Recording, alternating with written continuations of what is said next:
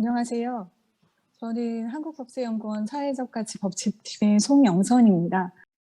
최근에 ESG 프레임워크가 유엔과 같은 준정부기관, 비영리단체, 신용평가사, 세계경제포럼 등의 영향력 있는 기관에 의해서 채택되었고, 이들 중 다수는 다양한 ESG 우선순위에 대해서 원칙과 등급 시스템을 만들어 왔습니다. 회사가 지속적으로 투자를 받기 위해서는 건전한 지배구조의 관행인 효율적이면서도 효과적인 업무의 운용과 재무정보의 신뢰성, 법규 준수 등을 입증할 수 있어야 하기 때문에 지배구조를 개선하려는 기업은 강력한 법규 준수 기능을 유지해야 하고, 효과적인 컴플라이언스 기능을 수행하기 위해서는 내부, 외부 이해관계자의 니즈 관리, 사업 참여와 감독, 법규 준수 보장, 이사회 보고 등을 수행하게 됩니다. 사회적 가치 창출의 목적을 달성하기 위해서 ESG 경영 전략을 세우게 되는 것이고, 이를 실행하기 위해서 그 수단으로 컴플라이언스의 전술을 활용하는 것으로 보여집니다. 먼저 발표에서 조창훈 교수님께서는 기업의 지배구조 차원에서 상법과 금융관계법 시스템에서 컴플라이언스를 접근한 법률들을 좀 말씀해 주셨는데요. 그뿐만 아니라 이해관계자별 컴플라이언스 관련 법규로 나누어서 검토하는 것도 가능할 것 같습니다. 기업의 성장 과정 및 특수성에 따라서 이해관계자들이 다를 수밖에 없겠습니다. 개별 기업마다 관계해야 하는 이해관계자 및 관련 법규를 우선 파악하는 것이 우선적으로 중요해 보입니다. 예를 들자면 근로자를 이해관계자로 봤을 때 최저시급이나 아니면 부당해고 이런 것들은 최저임금법이나 여러 가지 근로관계법하고 관련이 있겠고요. 협력사의 입장에서 봤을 때는 단가 후려치기나 기술 탈취, 납품대금 미지급 이런 것들이 하도급 공정화에 관한 법률과 연계돼서 검토가 되어질 수 있겠다 보겠습니다.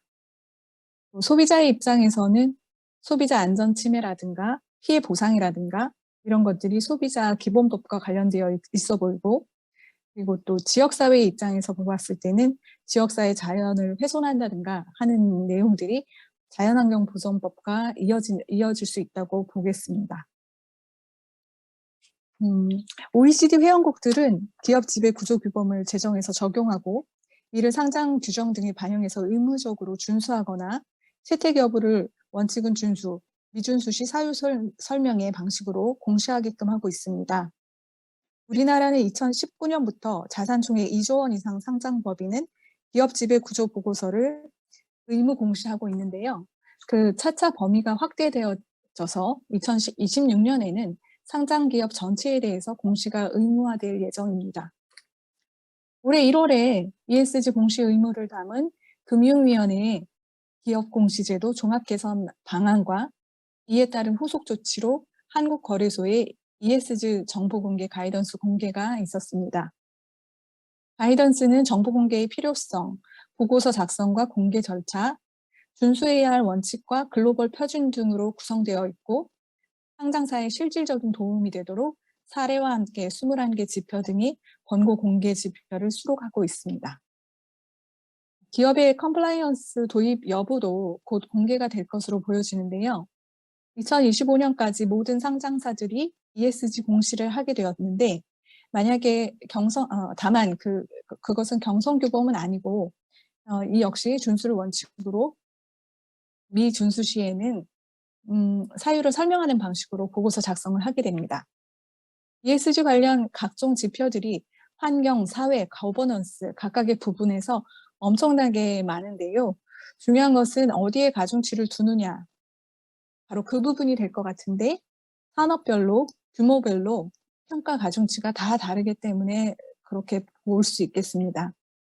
ESG 정보 공개 가이던스에도 불구하고 획일적으로 기준을 설정하는 것은 좀 무리가 있어 보입니다.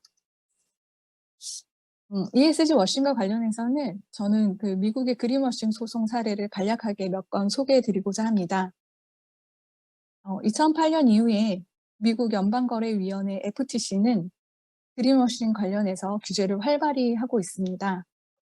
FTC는 연방거래위원회법에 의거해서 슈퍼마켓인 K마트, 물티슈 제조업체인 텐더콥, 그리고 키친타월 제조업체인 나이나 이 등을 여러 소비재 회사를 상대로 해서 그들이 발표한 친환경 성명이 일부 소비자를 호도하는 측면이 있다고 지적하였는데요.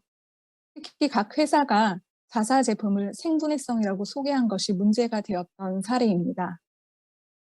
연방거래위원회법은 상거래에서 불공정하거나 기만적인 행위 또는 관행, 불공정한 경쟁 등을 금지하고 있으며 친환경 마케팅 표시 사용을 위한 FTC 가이드에서 이를 구체화하고 있습니다. 그린워싱 관련 소송은 FTC법 이외에도 상표권 침해, 허위 광고 금지 등에 관한 법률에 근거해서 제기되고 있습니다. 이들 법률에 의하면 회사가 판매하는 상품과 서비스 관련해서 성질, 특성, 품질 또는 원산지 등에 대해서 잘못된 정보를 제공하는 광고 행위는 금지되고 있습니다. 이와 같이 간략하게 그린워싱 소개를 먼저 해드렸습니다. ESG 평가기관과 관련해서는 국내의 다양한 ESG 평가기관을 사업 모델별로 유형 분류해 주시고 각 기관의 ESG 관련 서비스 수익 창출 구조, 지표 및 평가 방법론 등을 일견에서 비교할 수 있도록 정리해 주셔서 감사합니다. ESG 평가 결과의 정확성에 관해서 해외의 논의와 내부 통제 현황을 살펴서 우리 ESG 평가기관의 정확성을 제고할 필요가 있다고 하신 말씀에는 저도 공감을 하는 바입니다. ESG 평가기관 등록의 필요성에 대해서도 말씀을 해주셨는데요. 금융위원회가 ESG 책임투자 활성화를 위한 제도 기반 마련의 하나로서 추진 중인 의결권 자문사 정보 공개 추진과 유사한 내용이 많아 보입니다. 이것은 의결사 자문사의 전문성, 공정성 확보를 위해서 관리 감독을 단계적으로 강화하겠다는 그런 내용으로 그리고 우선 투자업자가 의결권 자문사를 이용하는 경우에 대한 가이드라인을 올해 중에 제정하고 경과를 봐가면서 자본시장법에 관리 감독 근거를 마련하는 방안을 검토하겠다고 밝히고 있었는데 이게 이제 대상이 그 평가기관, 국내 평가기관 세 군데와 동일하다 보니 이와는 어떤 관련이 있는 건지 이해상충과 관련해서 동일한 기관들의 한쪽에서는 ESG 평가를 하고 있고 또 한쪽에서는 의결권 자문을 하고 있으니까 이해상충의 문제는 없는지 그런 부분에 대해서 궁금증이 생겼습니다. 네, 제가 준비한 토론은 여기서 마치겠습니다. 감사합니다.